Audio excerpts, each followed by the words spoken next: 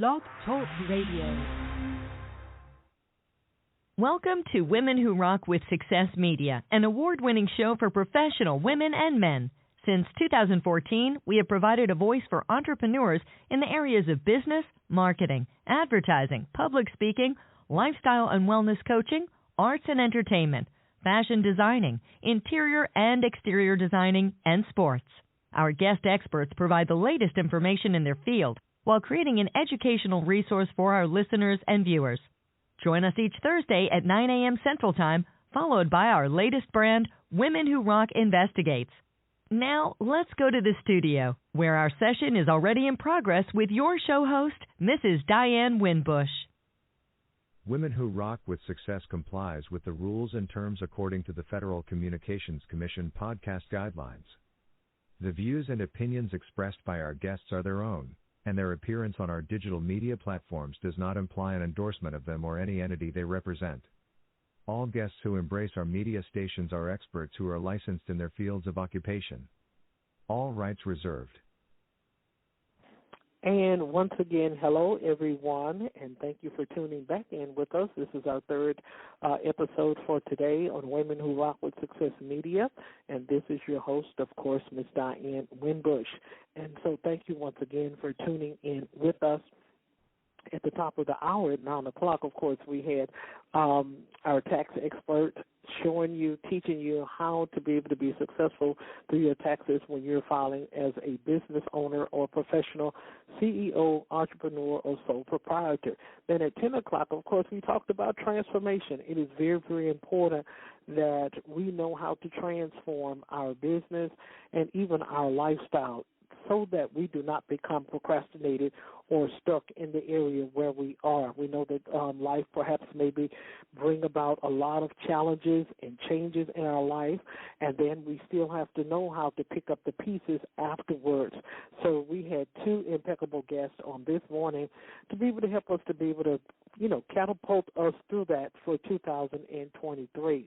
So on our 11 o'clock segment this hour, we have our special guest, Sharon Rolph, and she will be talking to us about retirement, after retirement, a new grid after retirement. Now, we have heard a whole lot when it comes down to retirement. We've heard about Ponzi schemes and people invest in the wrong way, and sometimes we may, go and have the wrong plan, business plan after retirement. But there's a different way or a new grid as to how we can be able to retire and also enjoy ourselves. So our guest will be in the studio, Ms. Sharon Rolph, and she's an expert in this area, and she will be with us to be able to learn more. So after this commercial break, we'll be back with you with our guest.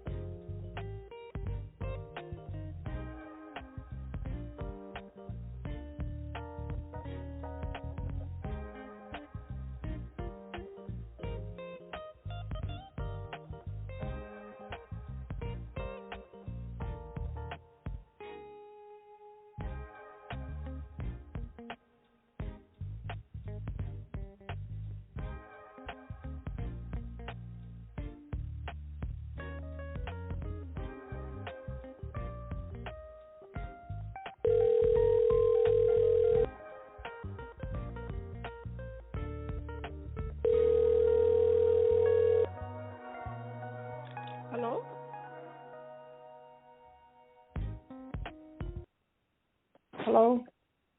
Good morning, Sharon. Thank you for tuning in with us on Women Who Rock with Success Media.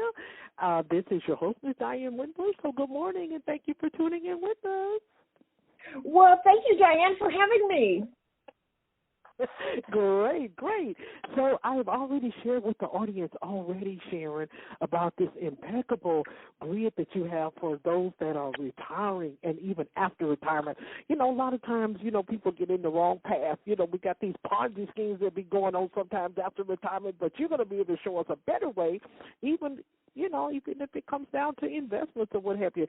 So first of all, welcome to the show, and then also welcome to even wanting to share your expertise with us on today. So the first question we're gonna get into is, tell us a little bit about you, and I guess why you wanted to be able to help others in this area. This is so fascinating. Do you hear me?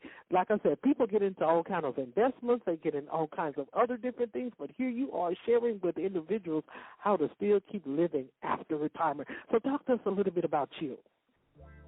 Well, I guess, Diane, I kind of started even as a teenager. I was kind of mesmerized and mystified by my potential, and of course, through my career, I kind of was interested in other people's potential and would help them with their resume, because sometimes we're too close to our skin to know objectively who we are, and having outside opinions helps. So, but the thing that bothered me, a myth, a rumor that I heard at Boeing when I was there was, people are reluctant to retire because, they die within 3 years.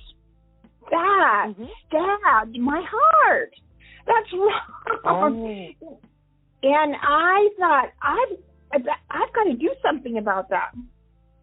And as a behavioral scientist, I'm one they call a maximizer. I like to take something that's good and make it better, by collaboration or synergy. I have a certification in knowledge management, so putting our heads together is something that I just really thrive on. And so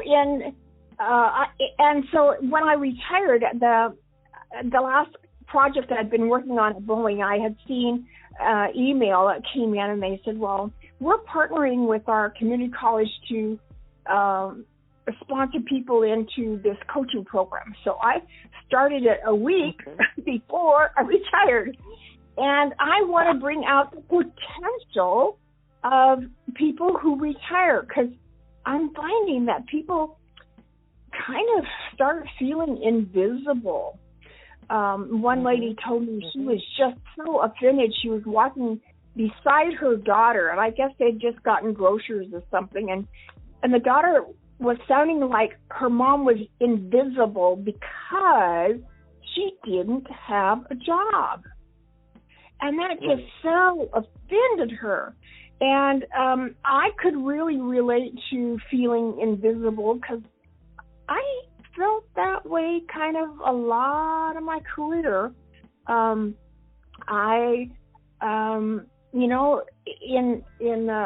our generation, you just kind of buckle under and do what you're told and make a living, instead of having the freedom to fully express ourselves. So I have come to fully express myself in retirement, do tell. And I see all this free time, Diane, as untapped potential. Does that make sense? Right. It does. It does make sense, Sharon. Go ahead. Yeah, so all the retirement planning I had before I retired was all financial. And yet, there are so many emotional transitions in retirement. You no longer have a job that you can make a huge contribution to. You no longer have colleagues and teammates to accomplish things together. You no longer have that business card that says, here's my title. And that often feels, people lose their identity. And I want to wake retirees up to the fact that they still do have their great education. They have now a large network of people that they've worked with or met over the years through college or hobbies or just work even is a lot. I'm amazed at how many people I can stay in touch with now. Your talents haven't changed. Maybe they've aged a bit, but, freshen them up. And maybe you're still the dynamic trombone player you were in high school. You just need to dust off your dreams. Yeah, go ahead. Yes, sir. See, because, even with that, Sharon, and this is going to be towards the next question, and I guess I would love for you to share this with those that are retiring one day, perhaps, because I think it was one of the guys, and I'm trying to research him right now, and he was one of the guys that would come on Sunday morning. I don't know if it was 60 Minutes or I don't know which one it was, but after he retired, he kind of, I think the next year after that, he perhaps maybe passed away. So share with us a little bit about that, how important it is to keep moving. And even he was in his 90s now. I'm not going to say that he retired at a young age or what have you, but sometimes I think it scares or frightens others if they do not retire early. I guess that's the question that I want to make individuals to feel comfortable that, hey, look, you can retire early at 60, or do they? Because, like I said, after he had retired, I think it was from 60 Minutes or from CBS. It was one of them, and I can't think of his name, but he had retired, and I think it was like a few months later, not even a year, I think he was, he had passed away. And, it keeps an individual energized when they're working, but we want to talk about the fact that how an individual can still keep moving even if they're not working. Yeah, I have it really paid a lot of attention to people's stories. In fact, I heard one at Boeing that this lady was like in her 80s. I don't know whether it was mid-80s or late 80s, but she was a big stockholder in Boeing. And in fact, I guess somebody kind of reprimanded her or something that, she didn't belong there. And this guy didn't know who he was talking to. But it came down to companies tend to want to force people out because of their age. Yeah. And I don't know if it was her or another story I might be mixing up, but this person was so talented and so effective in what they did, but the policy was somebody wanted to enforce a policy, and 2 weeks later that person was dead. Forced out. And that just hurts my heart so much because, rules, what is it? They say, go ahead and do it anyway and wait for somebody to stop you. Well, somebody came along and stopped her, Yeah. But, there's such a impact mentally and emotionally, Diane, when we don't have a place to contribute anymore. In fact, one of my bents about retirement is I want to help people have fresh courage to still make a meaningful contribution. It's possible. And I have a resource list that I've made up, collected over 6 or 8 years of movies and books and websites that help people get a new idea of what they could do in retirement. I want to help people think outside the box.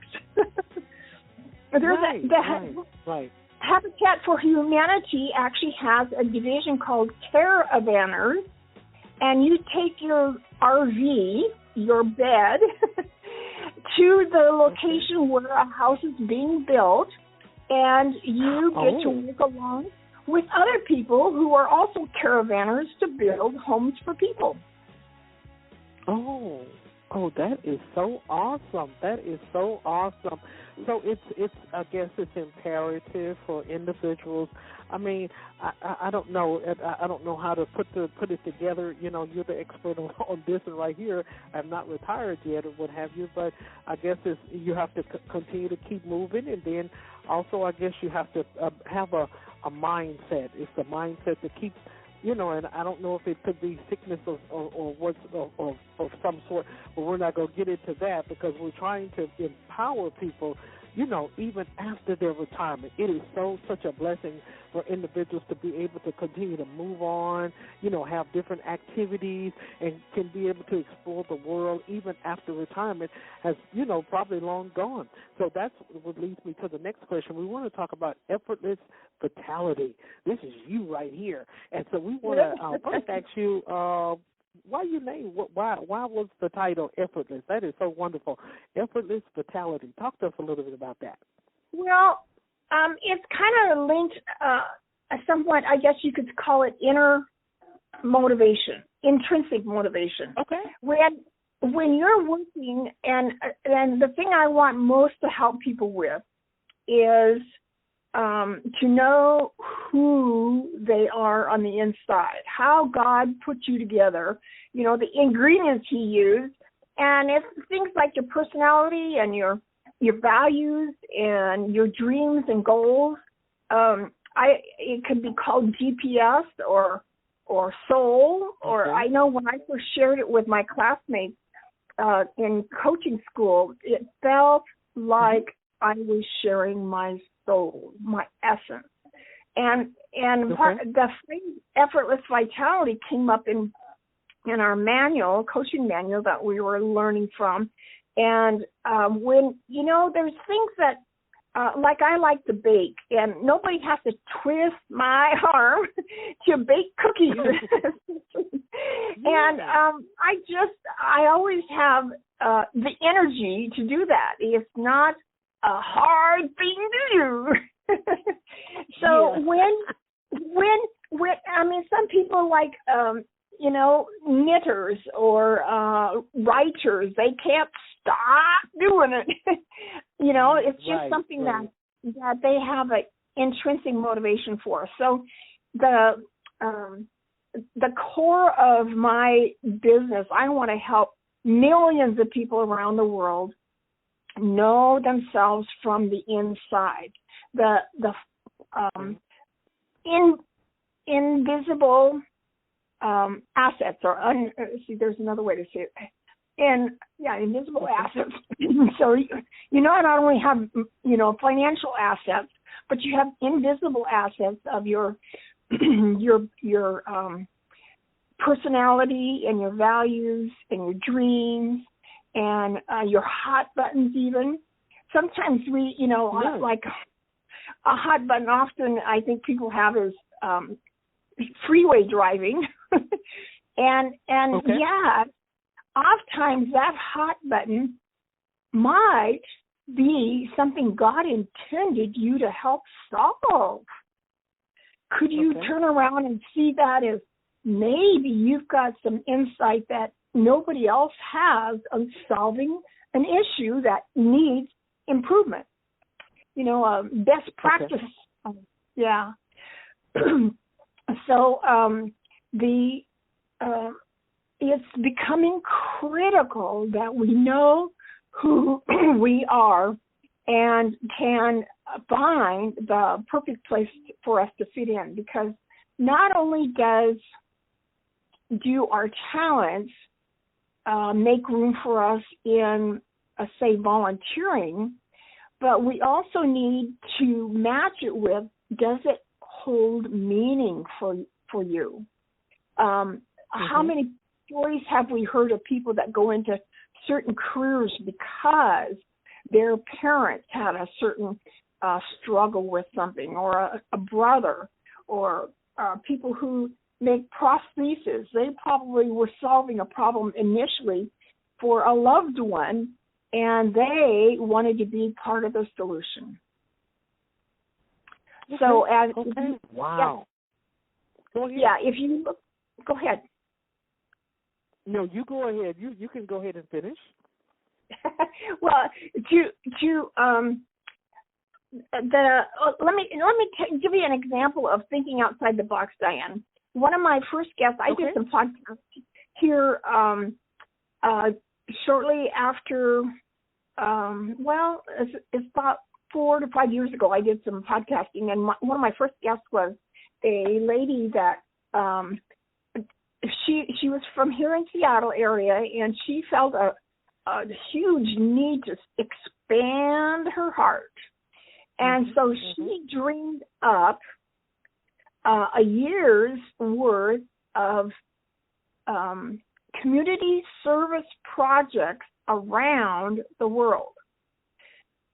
Now, she saved up something like, I think she committed in her mind $25,000 to do 12 projects in 12 countries over a year. And she wound up feeding baby lions, riding elephants, working on a baboon sanctuary. And one of her delightful memories was singing Imagine to some Chinese college students who were learning English. And she said she couldn't carry a tune at all, but she often used songs to help them learn English. And after she sang a song, it's your turn now to practice your English, sing the song that I sang. And a lot of the students and her had tears in their eyes because after doing it, because that was one of her most favorite songs in it, it's a Beatles song. And it was just such a magical moment for the learning process, the serendipity kind of thing that happened. And another story was around a baboon that came over, and she was sitting on the ground watching the baboons play in the mud or something, and the head baboon come along behind her and put his arm around her and started picking at her hair. And that's how baboons groom each other, is to pick at your hair for some reason. And she was scared, spitless kind of, but she asked her supervisor if it was okay, and she says, "Well, are you hurting?" And no, you're not hurting. But it was a bonding with the animal that felt safe enough to be close to her.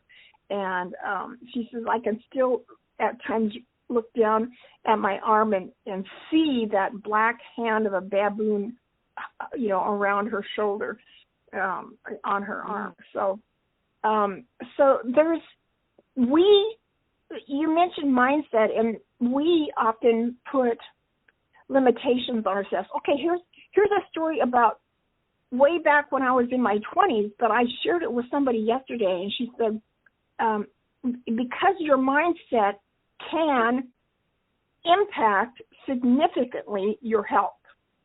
Now, I'm 75, and when I left Boeing, I was 69, and I haven't been sick for a long time. Never been in the hospital, never had kids, never had a husband, and but this was back in my 20s. I was working second shift, and the flu was going around, and I started feeling nauseous, and I put up with it for about 10 minutes, and then I stomped my foot, and I said, "Go bother somebody else," and did.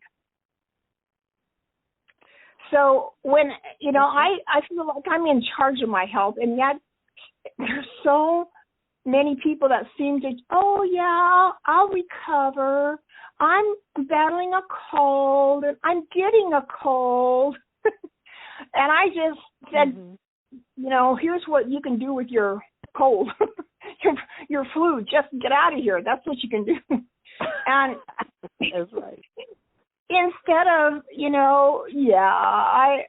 I think a lot of people use the attention you get from being sick as a way to feel loved or valued, or it's as a child sometimes we fake stuff so we can stay home from school. But it may also be our way to compensate for maybe not getting the attention that the parents put on your brothers or sisters. And compensating behavior can be vicious if as adults we may not have confronted that we want that attention. And I've never spent a day in the hospital, so knock on wood, right? Okay, great. So now also, Sharon, you encourages professionals, entrepreneurs, and women also as to how to not become stuck. And that's what we had on the show right before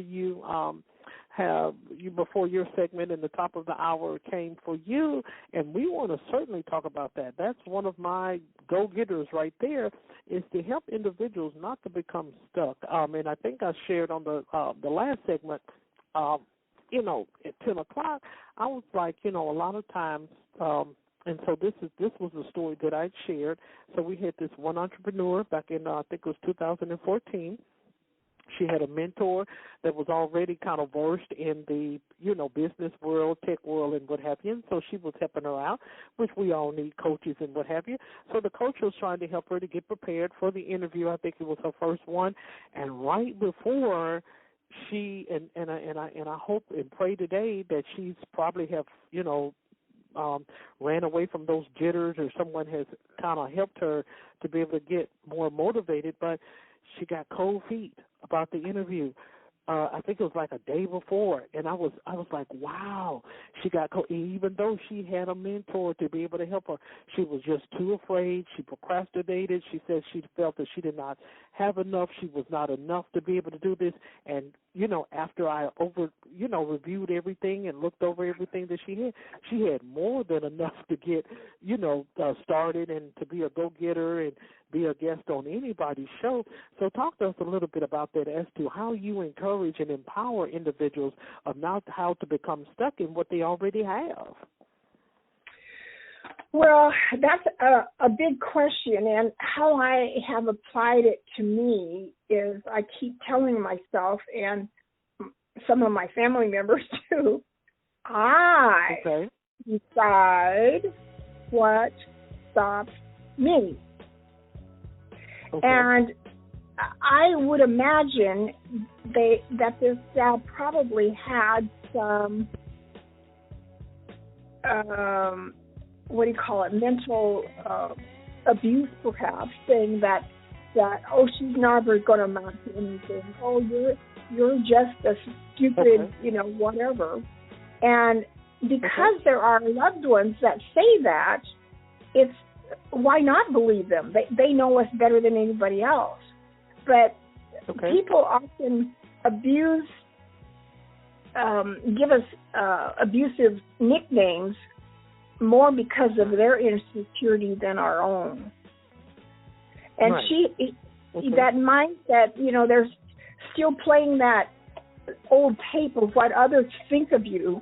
And this relates kind of, but I have loved over the years near-death experience stories and people who have gone on the other side and what was their experience there. And the last 4 people that I have read or studied about, their message that they bring back is pretty close to the same, and it's this. You are infinitely worthy. You are infinitely precious. You have always been enough. You will always be enough. There's not a place you don't belong. You are lovable. You are loved. You are love. Okay. Now, to me, that opens the door for anything is possible. What does it say to you, Diane? Okay, and so sometimes, Sharon, sometimes we can have a low self-esteem.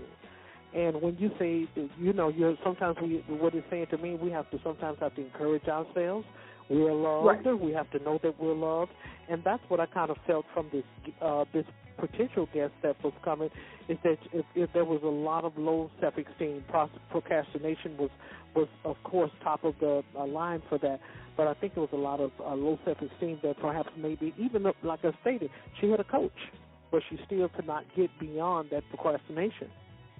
Mm-hmm.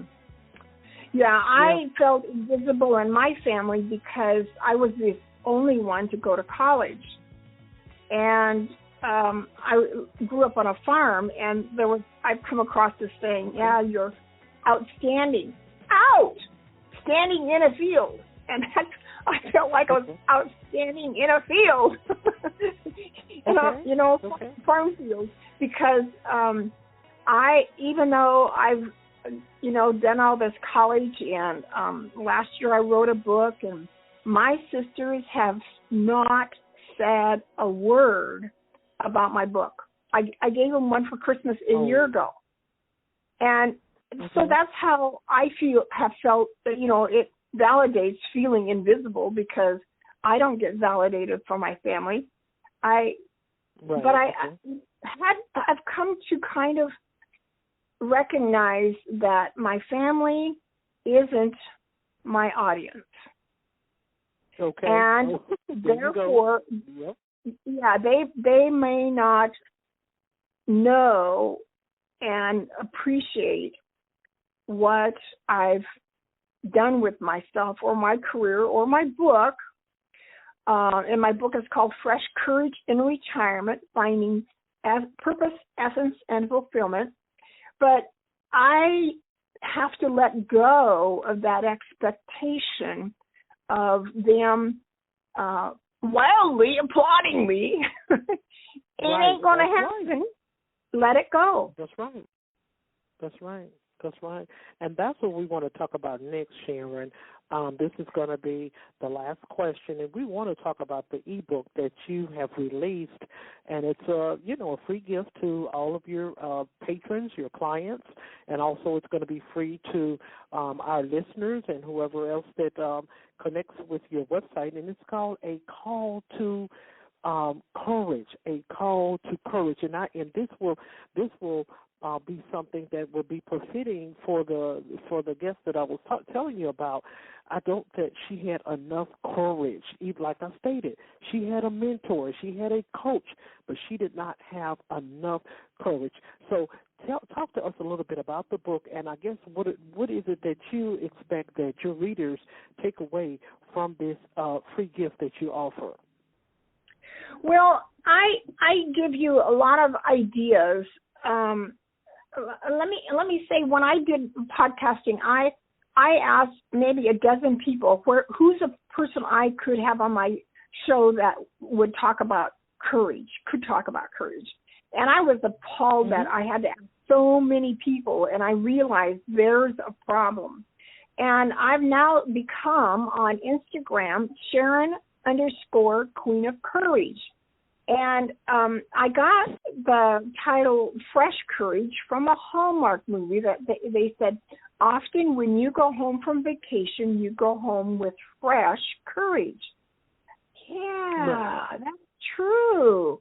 And so my ebook on courage is to give you both some building up and some inspiration to move forward with whatever dream or goal or desire you have. Now, I moved with my career. I moved to Tampa, Florida, got transferred there, and I was at the time chewing on courage and realized in Joshua chapter 1, there's like 5 different references to courage. Do not be afraid. Be of good courage. Be of great courage. Have courage. And I started. In fact, I remember stomping my foot a few times and say, I refuse to be afraid or base my life on fear, which is a huge message for this day and time. There's so much fear going around, and yet you have to make a choice. It's part of having mental strength, in fact, is to build yourself up with courage, and that's what my ebook is about. It has several quotes from both the Bible and from people who have helped us understand courage from different perspectives. But it's meant like this lady that thinking outside the box and doing this community service. Her book was called Smiling at the World when she got home, and it is helping you face what makes you happy and embracing it strongly enough that what others say won't stop you.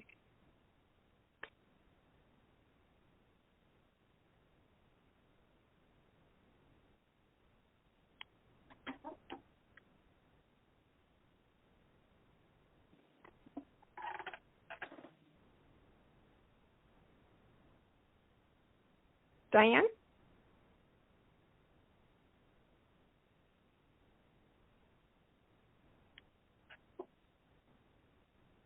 I'm not hearing you, Diane.